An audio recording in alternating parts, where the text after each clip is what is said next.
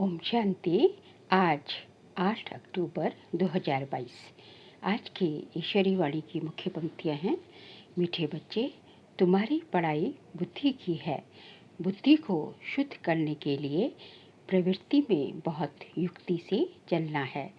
तुम्हारी पढ़ाई बुद्धि की है। बुद्धि को शुद्ध करने के लिए प्रवृत्ति में बहुत युक्ति से चलना है। खान पान की परहेज रखनी है।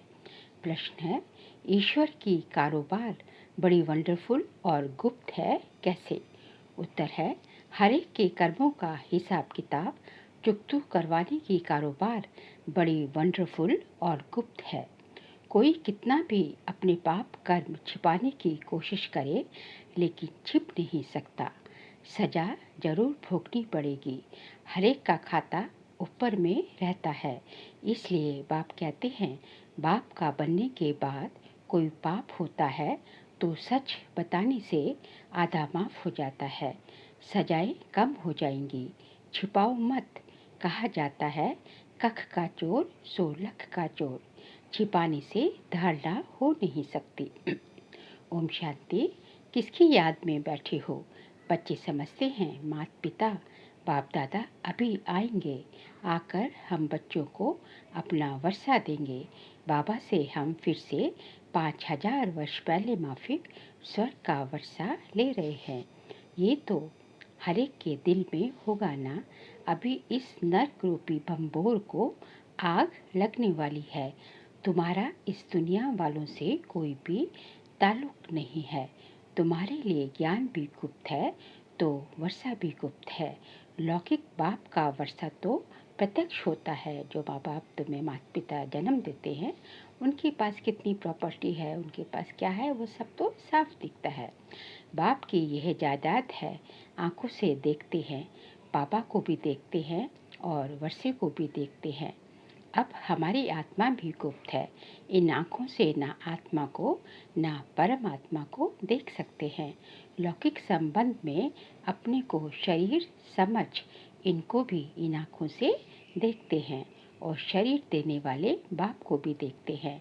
टीचर गुरु को भी देखते हैं। यहाँ तो ये बाप टीचर गुरु सब है गुप्त। बच्चे जानते हैं, हम आत्माओं को अब ज्ञान का तीसरा नेत्र मिला है। आगे तीसरा नेत्र नहीं था।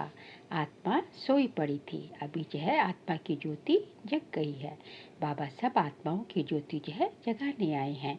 जैसे आत्मा आकर शरीर में प्रवेश करती है, वैसे शिव बाबा भी इस शरीर में आकर के हमको फिर स्वर्ग का मालिक बना रहे हैं। बुद्धि भी कहती है, हमने अनेक बार बाप से वर्षा लिया है, आधा कल्प के लिए, फिर आधा कल्प गवा देते हैं। अब फिर से हम श्रीमत पर अपनी राजधानी स्थापन कर रहे हैं। श्रीमत देने वाला भी गुप्त है। तुम्हारी आत्मा जानती है कि हम परम पिता परमात्मा से गुप्त रूप से सुन रहे हैं। आत्म अभिमानी जरूर बनना है। पहले आत्मा है, पीछे शरीर है। आत्मा अविनाशी, बाप भी अविनाशी। बाप जो शरीर लेता है वह विनाशी है। इस बाप जो है भगवान जो शरीर लेता है ब्रह्मा बाबा का, बाबा कहते हैं वो तो विनाशी है। इस शरीर में आकर बच्चे बच्चे कहते हैं और स्मृति दिलाते हैं कि मैं आया हूँ तुमको देवी सतयुगी स्वराज्य के लिए पुरुषार्थ कराने। पुरुषार्थ भी पूरा करना है। सतयुग में सिर्फ तुम्हारा ही राज्य होगा। तुम राज्य करते थे, फिर पुनर्जन्म तो लेना होता है। जो श्री कृष्ण की वंशावली या देवी कुल के थे वही फिर रहेंगे। दूसरा फिर कोई नहीं होगा। चंद्रवंशी कुल भी नहीं होगा। ये तो बहुत सहज बातें हैं समझने की।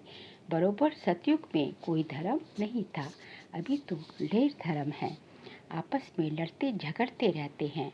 अनेक तालियां बजती रहती हैं। सतयुग में धर्म ही एक है तो ताली बजती नहीं।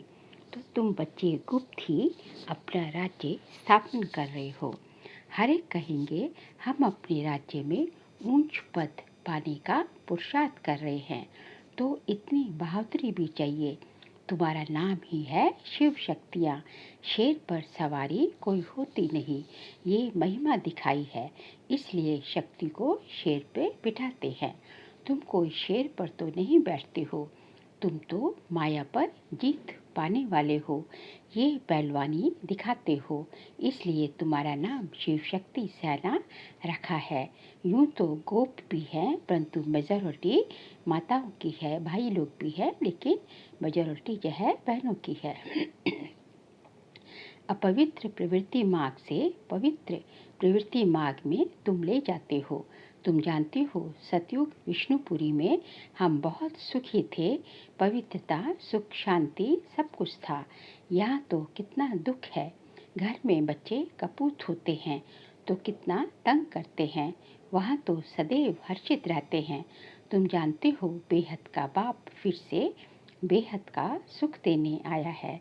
बाबा कहते हैं भल गृहस्थ व्यवहार में रहो, सिर्फ बुद्धि में ये धारणा करो, ये पढ़ाई बुद्धि की है।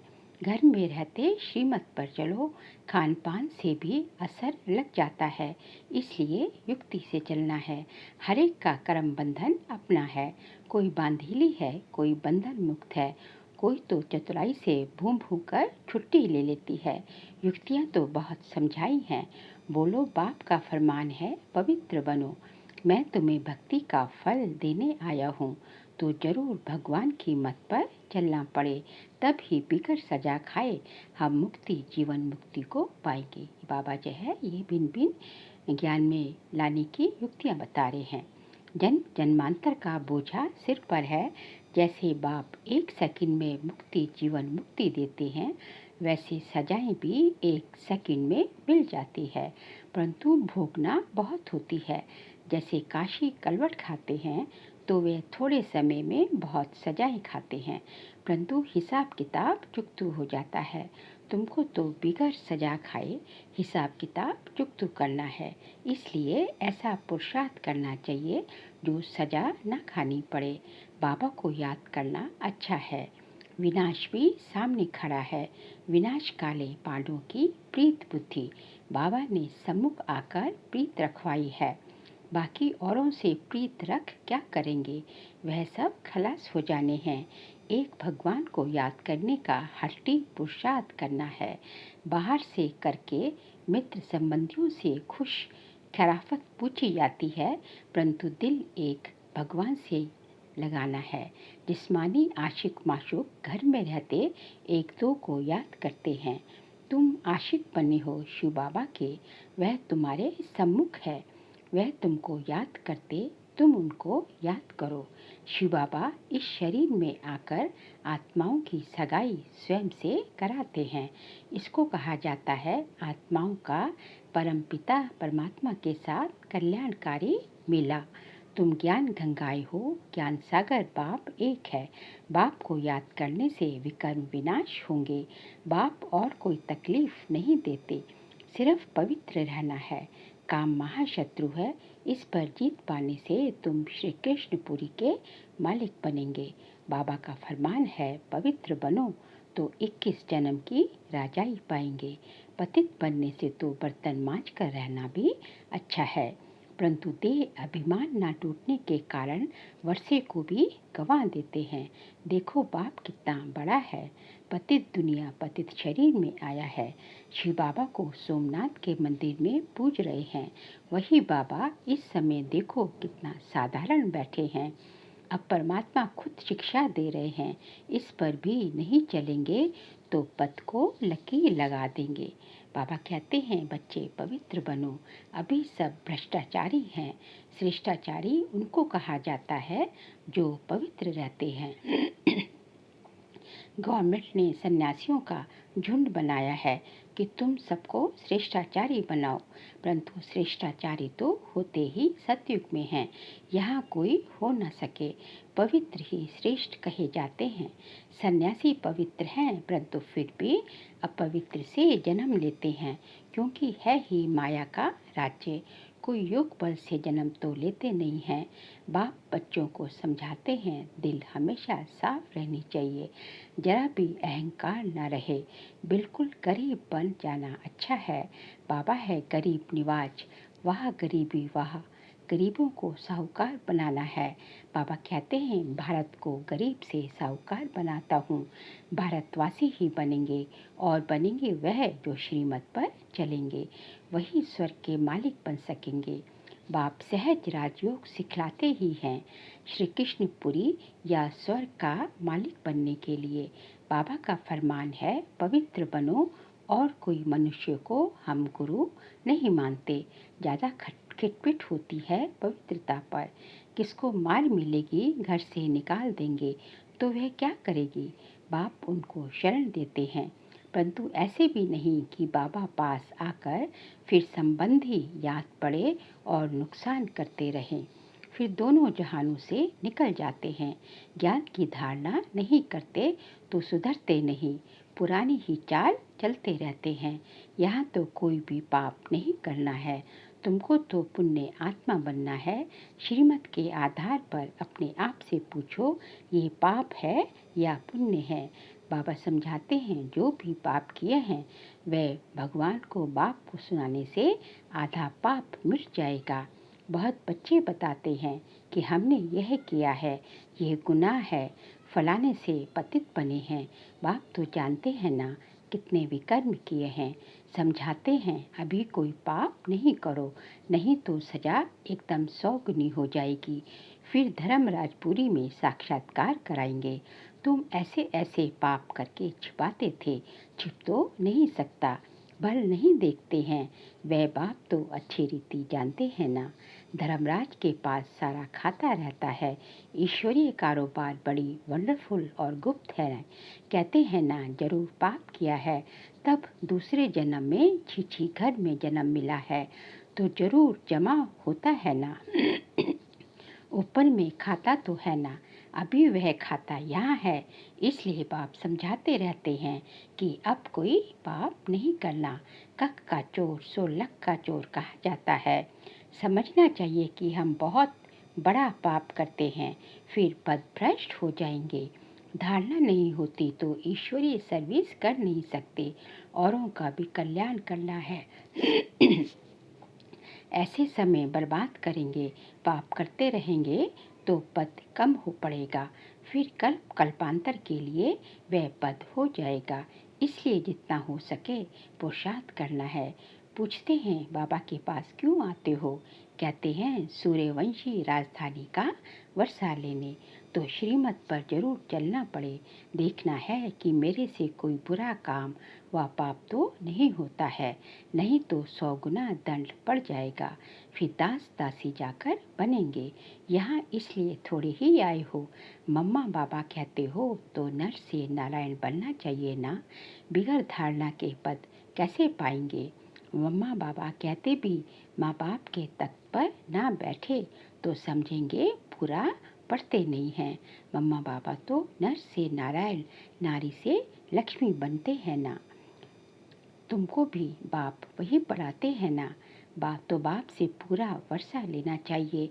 बहुत हैं जो छिप छिप करके पाप करते रहते हैं, बतलाते नहीं हैं। कितना भी समझाओ फिर भी छोड़ते नहीं। चोर को आदत पड़ जाती है तो चोरी बगैर झूठ बोले बगैर रह नहीं सकते। सच्चे बाप के साथ सच ही बोलना चाहिए। बाबा को बतलाना चाहिए कि हमसे ये पाप हुआ है, क्षमा करो।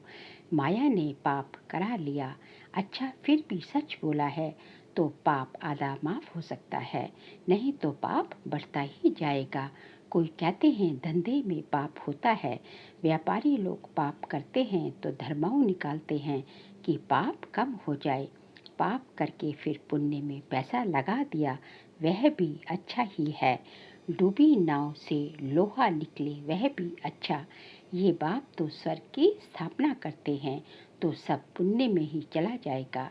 दान पुण्य करने वाले को मिलता तो है ना। बाप हरेक को समझाते हैं। बाप हरेक बात में मत देते हैं तो बच्चों को कभी ऐसा काम नहीं करना चाहिए, परंतु माया छोड़ती नहीं है। अच्छी अच्छी चीज़ देखेंगे तो झट खा लेंगे व उठा लेंगे।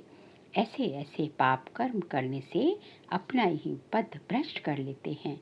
कई कई बच्चे बाबा बाबा कहकर फिर हाथ छोड़ देते हैं। हाथ छोड़ा फिर क्या हाल होगा। माया एकदम ही कच्चा खा लेगी, फिर वह कौड़ी का भी नहीं रहता। नंबरवार तो होते हैं ना। सुखधाम में कोई तो राजाई करते हैं, कोई फिर साधारण भी होंगे, दास दासियाँ भी होंगी ना।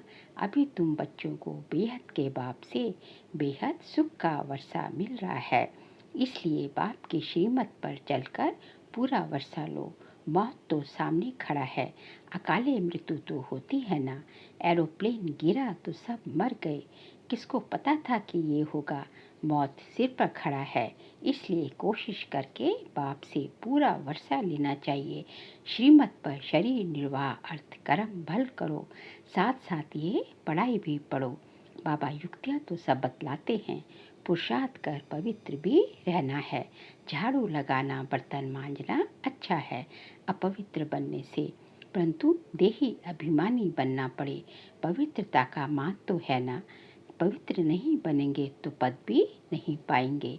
ये सब बच्चों को समझानी दी जाती है। बच्चे तो वृद्धि को पाते रहेंगे। प्रजा भी बहुत बननी है, एक राजा को प्रजा तो हजारों की। अंदाज में चाहिए ना, राजा बनने में मेहनत है। अच्छा, मीठे मीठे सीख लेते बच्चों प्रति माता पिता बाप दादा का याद प्यार और गुड मॉर्निंग। रूहानी बाप की रूहानी बच्चों को नमस्ते। हम रूहानी बच्चों की रूहानी बाप दादा को नमस्ते नमस्ते नमस्ते। सार के लिए पॉइंट्स हैं। इस विनाश काल में दिल की सच्ची प्रीत एक बाप से रखनी है, एक की ही याद में रहना है। सच्चे बाप से सदा सच्चे रहना है, कुछ भी छिपाना नहीं है। देही अभिमानी रहने की मेहनत करनी है, अपवित्र कभी नहीं बनना है। आज का बाबा का वरदान है, दुख की लहरों से न्यारे रहे, प्रभु प्यार का अनुभव करने वाले खुशी के खजाने से संपन्न भव।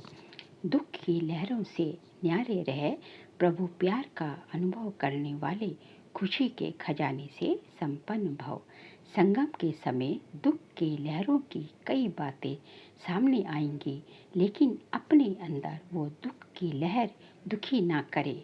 जैसे गर्मी की मौसम में गर्मी होगी, लेकिन स्वयं को बचाना अपने ऊपर है, तो दुख की बातें सुनते हुए भी दिल पर उसका प्रभाव ना पड़े। जब ऐसे दुख की लहरों से न्यारे बनो, तब प्रभु का प्यारा बनेंगे। जो ऐसे न्यारे और परमात्मा प्यारे हैं, वही खुशियों के खजाने से संपन्न रहते हैं। आज का स्लोगन है, त्रिकालदर्शी व त्रिनेत्री वह है, जो माया के बहुरूपों को सहज ही पहचान ले। त्रिकालदर्शी व त्रिनेत्री वह है, जो माया के बहुरूपों को सहज ही पहचान ले। बाबा कहते हैं, माया भिन्न भिन्न रूपों से आती है और माया के बहुरूप हैं। जो है इन माया के भिन्न भिन्न रूपों को पहचान ले कि ये माया है, और अपना समय पर उसका बाबा के ज्ञान से उसको हल निकाल ले, तो वही त्रिकालदर्शी है, और उसी के पास वही ज्ञान के तीसरे नेत्र से संपन्न है। अच्छा, ओम शांति।